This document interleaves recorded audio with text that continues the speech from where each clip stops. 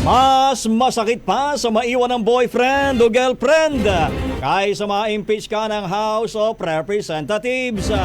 Yan ho ang mga huling binitiwang salita ni Vice President Sara Duterte sa naging press conference niya kanina kasunod ng pagkaka-impeach niya sa Kamara. Samantala sa kanyang pagharap sa media ngayong araw, kinumpirma ni Vice President Sara na puspusa na ang kanilang preparasyon sa impeachment noong pang Nobyembre ng taong 2023 kasunod ng isang pahayag ni House Deputy Minority Leader Franz Castro.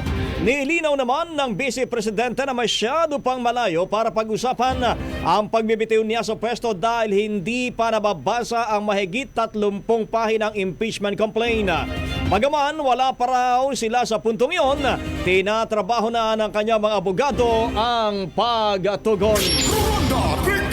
Ang bahaging ito ay hatid sa atin ng Power Cells Herbal Capsule. Tuldukan ang sakit dahil ikaw ang sandigan.